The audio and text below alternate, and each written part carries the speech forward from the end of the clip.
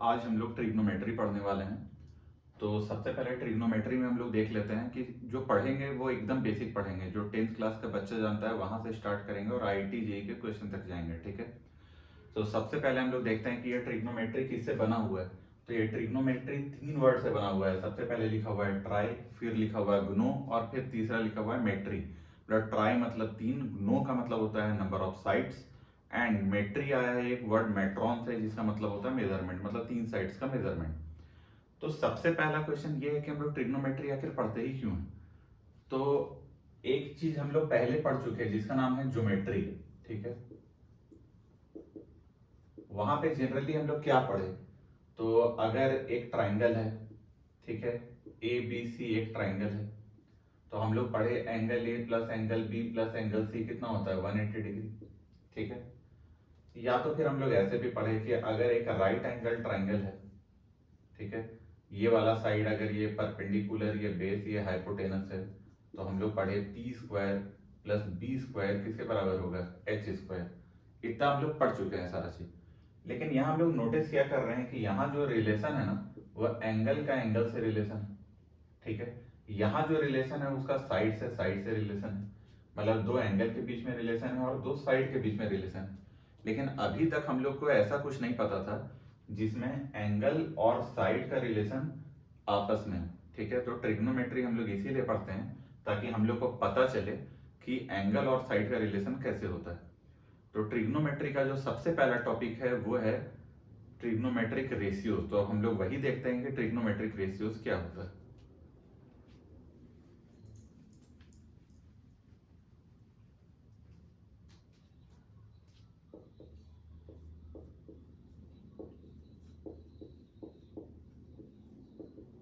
Trigonometric ratios, तो जब हम लोग ट्रिग्नोमेट्रिक रेशियो सीखेंगे तो इसके पहले एक हम लोग राइट एंगल ट्राइंगल ले लेते हैं, क्योंकि हमारा जो ट्रिग्नोमेट्री है वो राइट एंगल ट्राइंगल के ही आसपास घूमते नजर आएगा। ठीक है, तो एक राइट एंगल ट्राइंगल हम लोग सबसे पहले ले लिए। राइट एंगल ट्राइंगल लेने के बाद ये तो 90 डिग्री है, ये कुछ भी ए है, बी है और ये सी है। तो हमारे पास यहाँ पे 3 साइड है, कौन कौन सा, ए बी साइड है, बी सी साइड है और ए सी साइड है। ये 3 साइड्स हैं हमारे पास। तो जब ए बी बी सी और ए सी 3 साइड है, तो हम लोग इसको कितने तरीके से अरेंज कर सकते हैं अगर हम लोग को रेशियो लिखना हो तो। मतलब अगर हम लोग को इसमें रेशियो लिखना है, ठीक है, रेशियो में क्या होता है, कुछ न्यूमरेटर होता है और कोई डिनोमिनेटर होता है। तो हम लोग न्यूमरेटर और डिनोमिनेटर के टर्म में लिखना चाहें तो कैसे कैसे लिख सकते हैं। तो मान लेते हैं कि ए बी 1 है, बी सी 2 है और ए सी क्या है 3। तो हम लोग ऐसे भी लिख सकते हैं 1/2, या तो फिर क्या लिख सकते हैं 2/1, फिर 2/3 या 3/2, या तो फिर 1/3 और 3/1। तो हम लोग देखें कि ये 3 और ये 3 6, टोटल हमारे पास कितना कॉम्बिनेशन है, 6 कॉम्बिनेशन। और ट्रिग्नोमेट्रिक रेशियो जब हम लोग पढ़ते हैं तो वहां भी हमारे पास कितना कॉम्बिनेशन होता है, 6। वो कौन कौन सा कॉम्बिनेशन होता है, तो सबसे पहले होता है साइन थीटा, फिर क्या होता है कॉस थीटा, फिर टैन थीटा, फिर cot theta, sec theta and cosec theta. ये भी 6 है और ये भी 6 है।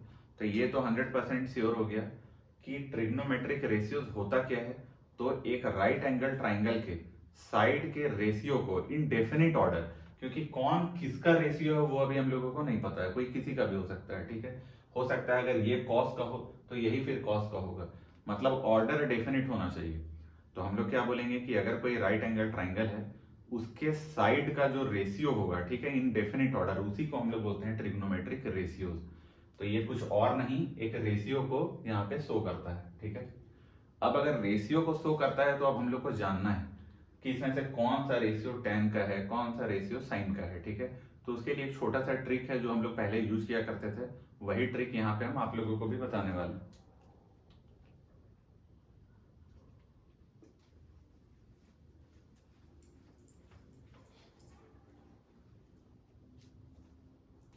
तो वो जो छोटा ट्रिक था वो ट्रिक है क्या, वो ट्रिक हम लोग ऐसे बोलते थे, पंडित भोला प्रसाद, ठीक है, हरी हरी बोल, ऐसे हम लोग बोला करते थे। ठीक है, ये 3 पार्टीशन बन जाता था, पंडित भोला प्रसाद हरी हरी बोल ऐसे करके। और ये वाला जो है ना, सबसे पहला इसको हम लोग बोलते थे साइन थीटा, सेकंड में जो आता था उसको हम लोग बोलते थे कॉस थीटा, और थर्ड में जो आता था उसको हम लोग बोलते थे tan थीटा। ठीक है, जो बचा हुआ 3 है ना वो इसका रेसिप्रोकल होता है। रेसिप्रोकल मतलब उल्टा। यहाँ पे अगर sin थीटा है तो डिनोमिनेटर क्या है 1, sin थीटा बाई 1, इसको उल्टा कर देंगे तो क्या हो जाएगा 1 बाई साइन थीटा, और 1 बाई साइन थीटा को ही हम लोग कोसेक थीटा कहते हैं। यहाँ पे cos थीटा का उल्टा क्या होगा 1 बाई cos थीटा, और 1 बाई cos थीटा को ही हम लोग सेक थीटा कहते हैं, और यहाँ पे tan थीटा का उल्टा क्या हो जाएगा cot थीटा। तो ये जो 3 फॉर्मूला है इसको हम लोग लिख लेते हैं। ठीक है, तो यहाँ से कुछ फॉर्मूला हमारे पास आया। कौन कौन सा फॉर्मूला है? सबसे पहला जो साइन थीटा और कॉस थीटा वो तो वैसे ही रहेगा। उसके बाद आते हैं हम लोग tan थीटा में। ठीक है, तो tan थीटा को हम लोग क्या लिख सकते हैं? tan थीटा को लिख सकते हैं 1 बाई कॉट थीटा, या तो फिर कॉट थीटा को क्या लिख सकते हैं 1 बाई tan थीटा। ठीक है, ये चीज हम लोगों को याद रखना है। अब जब साइन थीटा है तो साइन थीटा का रेसिप्रोकल मतलब अगर हम लोग कोसेक थीटा बोलें, कोसेक थीटा, तो वो क्या हो जाएगा 1 बाई साइन थीटा।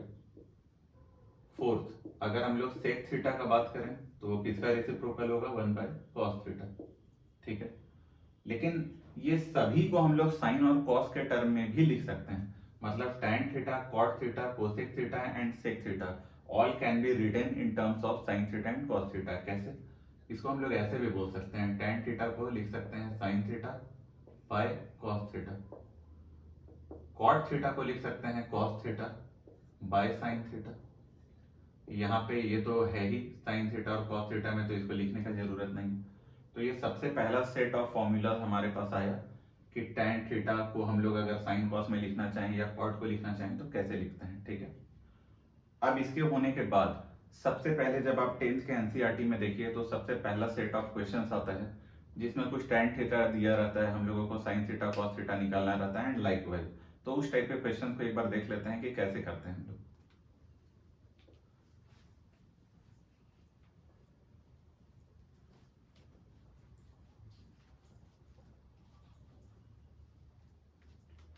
तो हम लोग अगर एक क्वेश्चन लें, ठीक है, कि in triangle A B C, ठीक है, एंगल बी कितना लिए यहाँ पे 90 डिग्री। ठीक है, अगर इसमें हम लोग ले लें कि 5 sine theta equal to 4, then find first cos theta, second tan theta. मान लेते हैं कि ऐसा क्वेश्चन है, तो इसको सॉल्व कैसे करें? तो सॉल्व करने के लिए सबसे पहले हम लोग एक राइट एंगल ट्राइंगल बनाने वाले हैं ABC। ठीक है, तो यहाँ हम लोग एक राइट एंगल ट्राइंगल बना लिए ABC। ये A है, B कितना है 90 डिग्री, और यहाँ कौन है C। अब बात ये है ना कि यहाँ पे थीटा दिया हुआ है, A और ABC तो कुछ दिया नहीं, तो B पहले ही से 90 डिग्री है, तो B अगर पहले से 90 डिग्री है तो B थीटा नहीं हो सकता है। तो थीटा कौन हो सकता है? या तो A को थीटा बोलेंगे या तो C को थीटा बोलेंगे, किसी को भी थीटा बोलेंगे, मेरा आंसर सही आएगा। ठीक है, तो हम लोग ले लेते हैं कि थीटा ये कौन है, ये C एंगल जो है ना ये थीटा है। अब अप्रोच क्या है कि जो भी माना हुआ एंगल है इसके जस्ट ऑपोजिट वाले साइड को हम लोग बोलेंगे परपेंडिकुलर। क्या बोलेंगे? परपेंडिकुलर। और जो 90 डिग्री के ऑपोजिट में जो साइड दिया हुआ है इसको हम लोग बोलेंगे हाइपोटेनस। जो बच गया वो हो जाएगा बेस। ठीक है, फिर से 90 डिग्री के ऑपोजिट वाला हो गया परपेंडिकुलर, 90 डिग्री के ऑपोजिट वाला सॉरी हो गया हाइपोटेनस, 90 के ऑपोजिट में क्या हो गया हाइपोटेनस, थीटा के ऑपोजिट में हो गया परपेंडिकुलर, जो बच गया वो क्या हो गया बेस। अब ये जब हो गया तो यहाँ पे दिया हुआ है 5 साइन थीटा इक्वल टू 4, मतलब ये ऐसे गिवन है 5 साइन थीटा इक्वल टू 4, तो क्या हम लोग साइन थीटा बोल सकते हैं? ये 4/5, और हम लोग को पता है अभी कि साइन थीटा को हम लोग क्या लिखते थे P/H, मतलब परपेंडिकुलर और हाइपोटेनस का क्या होता था रेशियो। अब बात ये है कि अगर हम लोग किसी रेशियो को इक्वल टू में लिखते हैं तो एक कांस्टेंट के साथ लिखते हैं, मतलब P can be written as 4k and H can be written as 5k। पर हम लोग को निकालना क्या है? हम लोग को निकालना है cos थीटा और tan थीटा, और ये खुद भी एक रेशियो होता है। तो रेशियो से जब हम लोग रेशियो को निकालते हैं तो वो कांस्टेंट अपने आप में कैंसिल आउट हो जाता है। तो अगर हम लोग k के टर्म में ना लिख के P को 4 लिख दें और H को 5 लिख दें तो भी मेरा आंसर सेम आएगा। ठीक है, तो इसीलिए हम लोग मान लेते हैं कि अब की बार P कितना है? P है मेरा 4। और h कितना है, h है 5। ये लिखने का सही तरीका नहीं है, लेकिन फिर भी हम लोगों को निकालना रेशियो ही है, इसीलिए हम लोग ये लिख ले रहे हैं, ठीक है। अब हम लोग पाइथागोरस थ्योरम जानते हैं। पाइथागोरस थ्योरम क्या होता है कि 90 डिग्री के ऑपोजिट वाला जो साइड है हाइपोटेनस, उसका स्क्वायर, ठीक है, मतलब h का स्क्वायर किसके बराबर होता है, सम ऑफ अदर टू साइड के स्क्वायर के बराबर, मतलब p square plus b square. अब हम लोग देखें h कितना है 5, तो यहाँ कितना हो गया 25, ठीक है। p स्क्वायर कितना होगा 4 का स्क्वायर 16, और यहाँ क्या आ जाएगा b स्क्वायर। यहाँ से b कितना आ गया रूट ओवर ऑफ 25 माइनस 16 मतलब 9, तो ये b कितना आ गया 3। तो हम लोगों के पास अब b भी आ गया, ठीक है। अब b आने के बाद हम लोगों को निकालना क्या है, cos थीटा और tan थीटा। तो अगर cos और tan निकालना है तो सबसे पहला बात, cos थीटा होता क्या था b अपॉन h, यहाँ पे b कितना है 3 है, ठीक है, और h कितना है, h है 5 और p कितना है 4, तो h है यहाँ पे 5, ये हो गया मेरा cos थीटा। सेकेंड अगर हम लोग बोलें tan थीटा, तो tan थीटा क्या होता है p अपॉन b, तो p कितना है, p है 4 और b कितना है, तो b है 3, तो ये मेरा है आंसर, ठीक है। अब एक और भी इसी टाइप का हम क्वेश्चन लेते हैं, ठीक है। अब की बार जो हम लोग क्वेश्चन लेने वाले हैं उसमें एक ही क्वेश्चन में दो एंगल रहेगा, तो दो एंगल रहेगा तो पता चल जाएगा कि अगर दो दो एंगल दिया रहे तो उसको हम लोग कैसे सॉल्व करते हैं। तब तक इसको नोट डाउन कर लीजिए।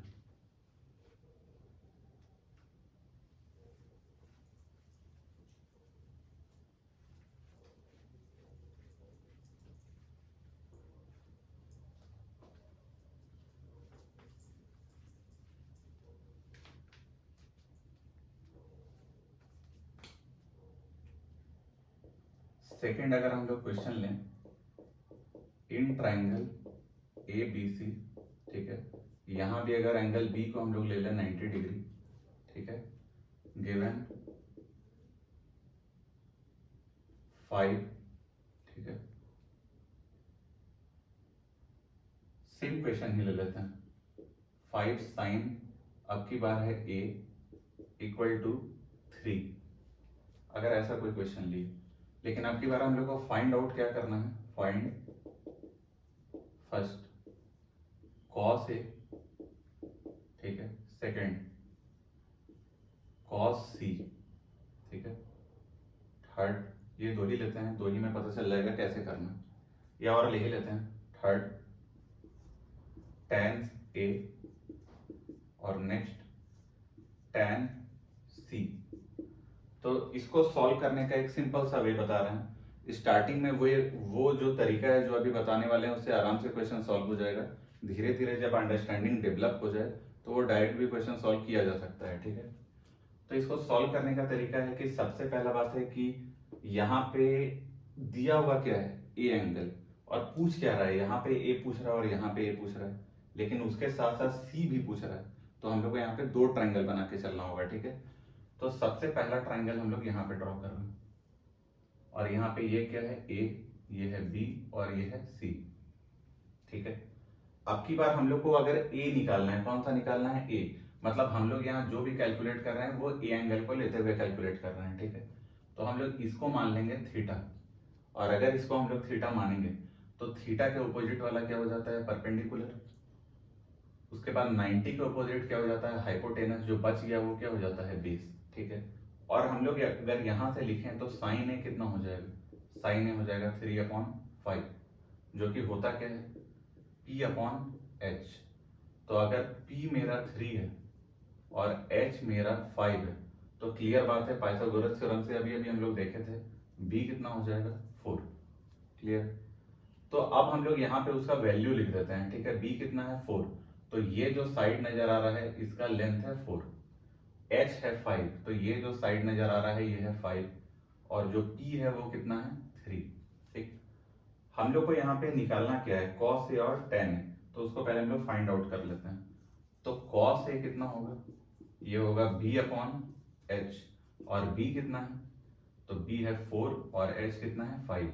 नेक्स्ट जो c क्वेश्चन है वो क्या है tan a, तो tan a क्या होगा p/b, p कितना है 3 और b कितना है 4, तो ये हमारा है आंसर, ठीक है।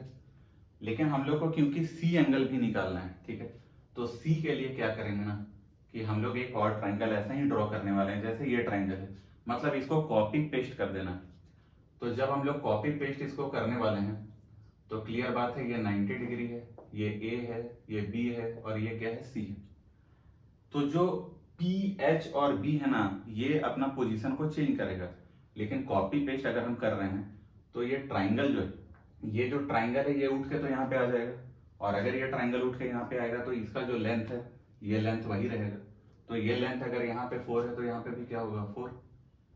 ये जो लेंथ है वो सेम रहेगा, ये 5 है तो यहाँ भी 5, और ये जो लेंथ है वो भी यहाँ पे सेम रहेगा जो कि क्या है, 3। लेकिन अब की बार हम लोग को जो एंगल देखना है ना वो सी एंगल है, मतलब हम लोग को ये वाला सी एंगल देखना है। तो अगर सी देखना है तो इसको हम लोग अब की बार थीटा लेंगे। तो ये अगर थीटा हुआ तो इसके जस्ट ऑपोजिट वाला क्या हो गया, परपेंडिकुलर। 90 के ऑपोजिट वाला हमेशा क्या होगा, हाइपोटेन्यूस। जो बच गया वो क्या होगा, बेस।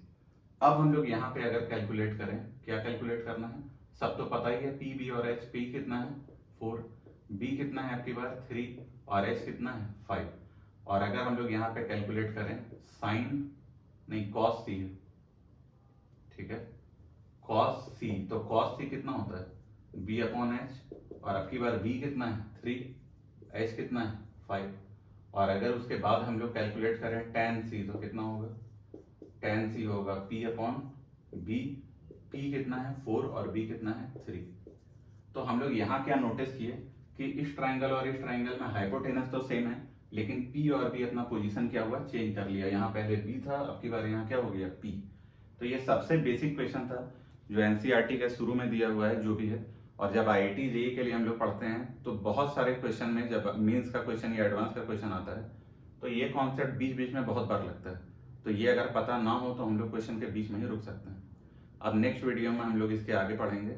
अभी थैंक यू।